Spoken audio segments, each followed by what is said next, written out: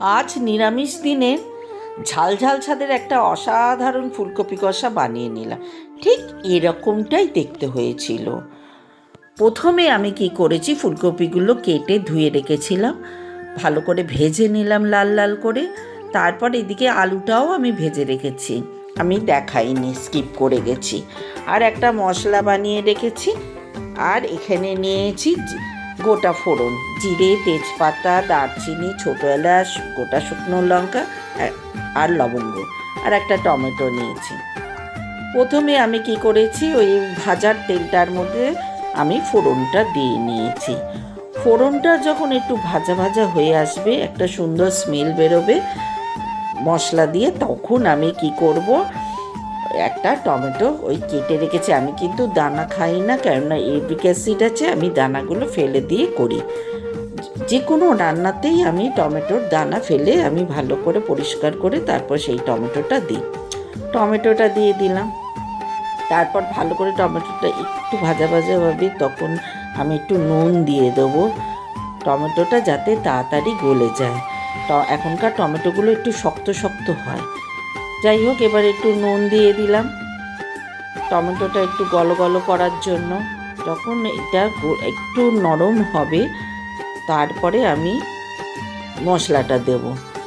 এই মশলাটার মধ্যে দিয়েছি হলুদ গুঁড়ো, জিরে গুঁড়ো, ধনে গুঁড়ো, আদা বাটা, নুন, হলুদ, মিষ্টি আর একটু ফ্রোজেন কড়াইশুঁটি।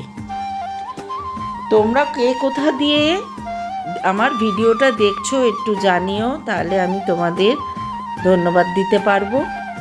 এই দেখো, আমার কিন্তু টমেটোটা গলো গলো হয়ে এসছে। এবার আমি ওই মশলাটা দিয়ে দিলাম।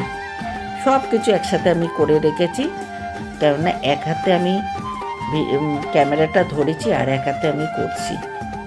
যাই হোক, যতক্ষণ না এখান থেকে তেল বেরিয়ে আসে ততক্ষণ কষবো। যখন তেল ছেড়ে আসবে তখন আমি ফুলকপি আলুটা দেব। এই দেখো, তোমাদের সাথে কথা বলতে বলতে আমার কিন্তু হয়ে গেছে, তেল বেরিয়ে এসছে অনেকটা। এবার আমি কি করব, ফুলকপি আর আলুটা যেটা ভেজে রেখেছিলাম সেইটা আমি দিয়ে দেবো। এবার তোমরা কিভাবে খাও সেটা আমাকে জানিও। আমি নিরামিষ এরকম ফুলকপি আলুর তরকারি করি, শুকনো শুকনো। আমাদের 12 মাস ফুলকপি হয়, কেননা আমার কর্তামশাই আবার অন্য আনাজ ভালোবাসে না সেরকম, ওই জন্য ফুলকপিটা আমার 12 মাস হয়। আমারও তো ভালো লাগে না। যাই হোক, তো রান্না তো করতেই হবে, কি করব। ভালো করে কষিয়ে নিলাম ফুলকপি আর আলুটা। একটু জল দিলাম, জলটা টেনে গেছে, একটুখানি জল দিয়ে ভালো করে কষাবো যতক্ষণ না আবার এটা একটু তেল বেরিয়ে আসে। ভালো করে কষানোর পর আমি একটুখানি গরম জল করে রেখেছিলাম, সেই জলটা আমি এর মধ্যে দেব। তোমরা কিন্তু অতি অবশ্যই আমাকে কমেন্টের মাধ্যমে জানাবে তোমরা কীরকমভাবে করো। ভালো জল দেখো হয়ে গেছে, আমি এবার এটা চাপা দেবো। এটা আলুটা একটু সিদ্ধ হবে, আলু আর কপিটা, তারপর আমি ঘি গরম মশলা দিয়ে নামাবো। দেখো অনেকটা আমার হয়ে গেছে, আলু সিদ্ধ হয়ে গেছে। এবার সানরাইজের গুঁড়ো মশলা, গরম মশলা আমি দিয়ে দেবো। যখন এটা গরম মশলা, আমি ঘিটাও দিয়েছি, আমি স্কিপ করে গেছি, ক্যামেরাটা অন করতে পারিনি, এইরকম হয়েছে।